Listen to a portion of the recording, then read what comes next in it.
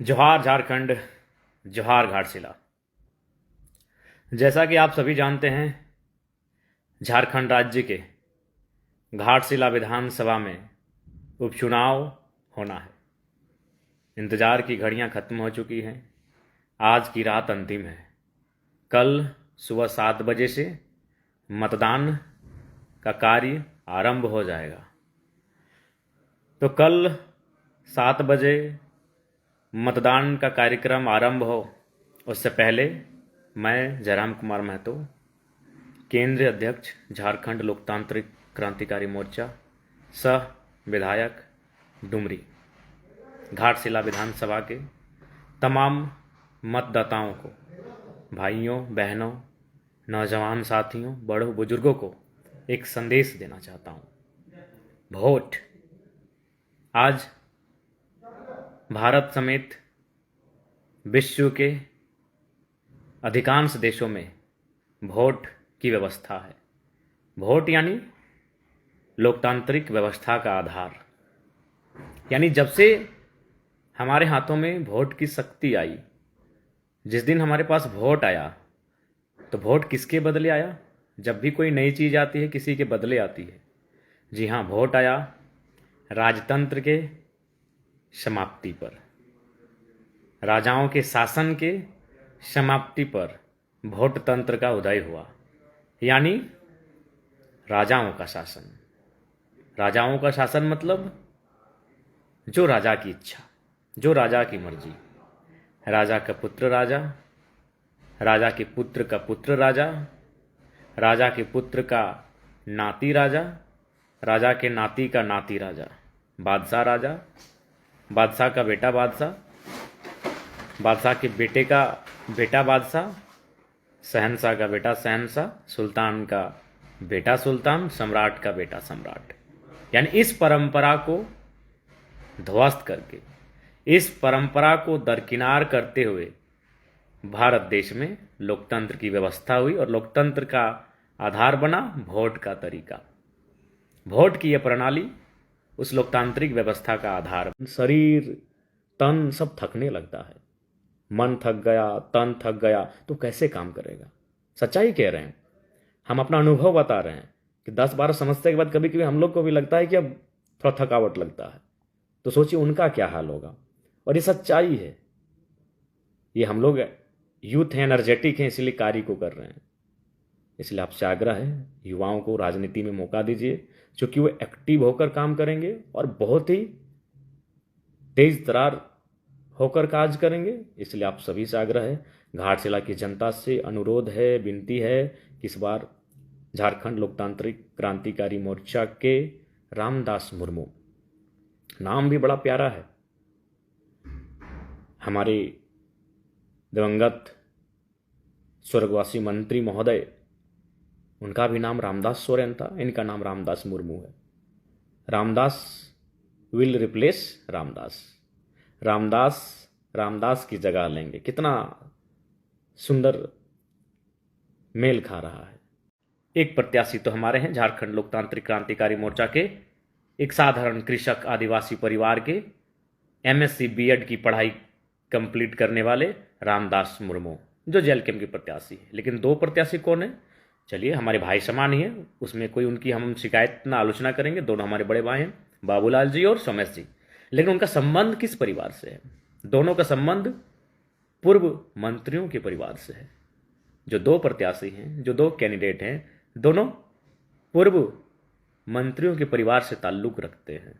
अतः ऐसे में लोकतंत्र की अवधारणा, लोकतंत्र की वह विरासत जो हमने राजतंत्र को समाप्त करके अपनाई थी, बिल्कुल सार्थक होता हुआ नहीं दिख रहा है।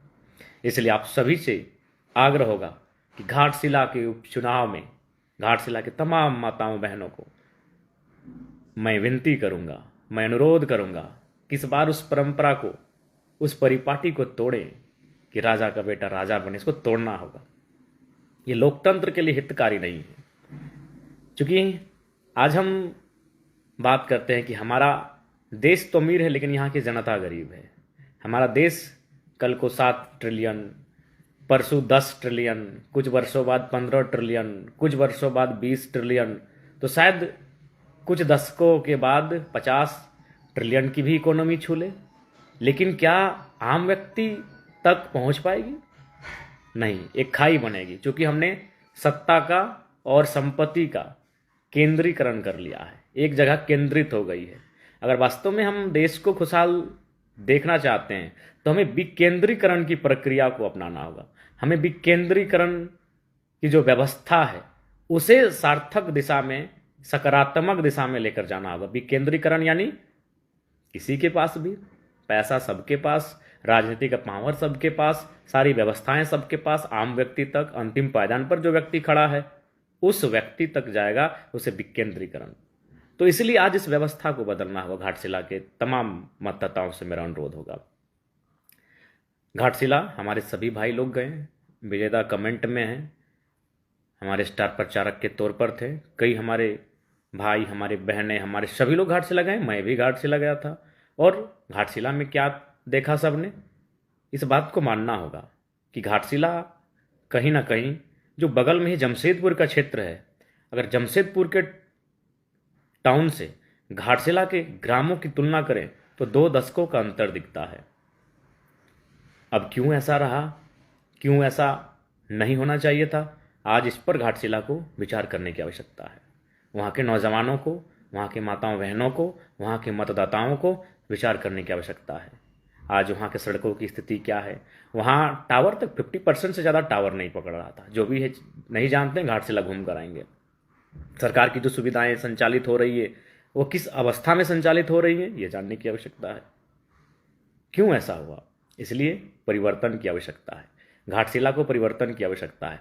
और एक महत्वपूर्ण विशेष बात, आज आपने देखा और हमने भी देखा, मैंने तो सोचा था कि जब इंडिया और एनडीए गठबंधन का मंच सजेगा, जब दोनों बड़े राजनीतिक दलों के नेता मंचों पर दिखेंगे, जब कोई बड़ा सभा, जनसभा कार्यक्रम होगा, और जब इंडिया एनडीए गठबंधन के एमएलए, एमपी, मिनिस्टर, यहाँ तक कि मुख्यमंत्री और दूसरे राज्यों के भी मुख्यमंत्री जब मंचों में आएंगे और भाषण देंगे, तो शायद उनके भाषणों में बेरोजगारी मुद्दा होगा, शायद उनके भाषणों में छात्रों का स्कॉलरशिप मुद्दा होगा, शायद उनके भाषणों में जादूगोड़ा का यूरेनियम मुद्दा होगा। मैंने ये भी सोचा था कि शायद उनके भाषणों में जो घाटशिला में बंद पड़े उद्योग हैं उनको पुनर्जीवित करने का मुद्दा उनके भाषणों में होगा। शायद उनके भाषणों में घाटशिला को जमशेदपुर के तर्ज पर डेवलपमेंट करने का मुद्दा होगा। लेकिन भाषणों में आरोप प्रत्यारोप, और सबसे महत्वपूर्ण क्या दिखा इस बार? आंसू दिखा।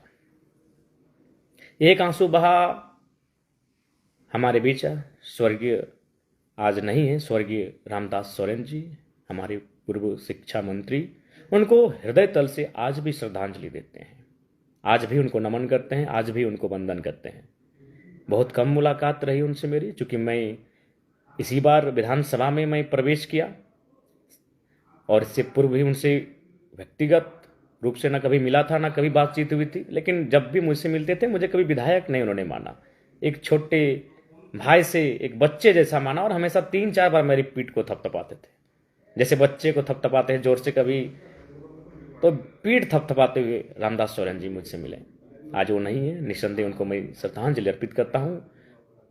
उनका परिवार इस शोक को सहे, मैं यह भी कामना करता हूँ। लेकिन आंसू अगर राजनीतिक रूप से आएंगे, सार्वजनिक मंचों पर आएंगे, तो मैं इसका समर्थन नहीं करता हूँ। तो आपने देखा आंसू सोमेश दादा की माँ के आंखों में था। उसके बाद आपने फिर आंसू देखा होगा बाबूलाल दादा के पिताजी यानी चाचा चंपोई सोरेन, उनकी आंखों में भी आंसू था। तो क्या ये आंसू झारखंड की बदहाली के लिए थे? क्या ये आंसू झारखंड की युवाओं की बेरोजगारी के लिए थे? क्या उनके आंसू झारखंड के उन छात्रों के लिए थे जिनको स्कॉलरशिप नहीं मिला है? क्या ये आंसू उन अभ्यर्थियों के लिए थे जिन्होंने परीक्षा तो लिखा है लेकिन रिजल्ट पेंडिंग है? क्या ये आंसू उन अभ्यर्थियों के लिए थे जो 10 वर्षों से एग्जाम की उम्मीद में, आस में बैठे हैं? नहीं, ये आंसू, दोनों के आंसू उनके बेटों के लिए थे। तो मैं घाटशिला की जनता के साथ पूरे राज्य की जनता से पूछना चाहता हूं, क्या आंसू अब लोग अपने बेटों को अपने व्यक्तिगत व्यक्तिगत क्या ये व्यक्तिगत होगा? उनका बेटा चुनाव जीत जाए इसलिए चच्चा आंसू बहा दिए, सोमेश बाबू जीत जाए। हमें लगता है शायद माननीय मुख्यमंत्री की अर्धांगिनी के कहने पर सोमेश जी की भी माता ने आंसू बहा दिया। आंसू अगर बहाना था तो हमारे सूर्या भाई, सूर्या हंसदा, जिनको एक फर्जी मुठभेड़ में मार दिया गया, प्री प्लान करके उनको मार दिया गया। क्यों संथाल परगना के आदिवासियों की आवाज थे। अगर आंसू बहना था तो आज मेरे ही विधानसभा के विजय कुमार महतो नाम का एक युवा है जो सऊदी अरबिया में है, और जस्ट अभी मैं वहाँ के कंपनी के अधिकारी जनता जनार्दन के लिए हैं, यही हमारी अभिलाषा है। बाकी पुनः घाटशिला की देवतुल्य जनता से अनुरोध है, आग्रह है कि इस बार आप अपना बहुमूल्य मत 5 नंबर पर रामदास मुर्मू जी को करेंगे। आप सबों का आशीर्वाद रामदास मुर्मू जी को मिले, यही हम सबों का आप सबों से अनुरोध है। जोहार झारखंड, जोहार घाटशिला। घाटशिला के उपचुनाव में रामदास मुर्मू को कैंची छाप पर बटन दबाकर भारी मतों से विजयी बनाएं, यही अनुरोध है, विनती है। जोहार। जोहार सभी दादा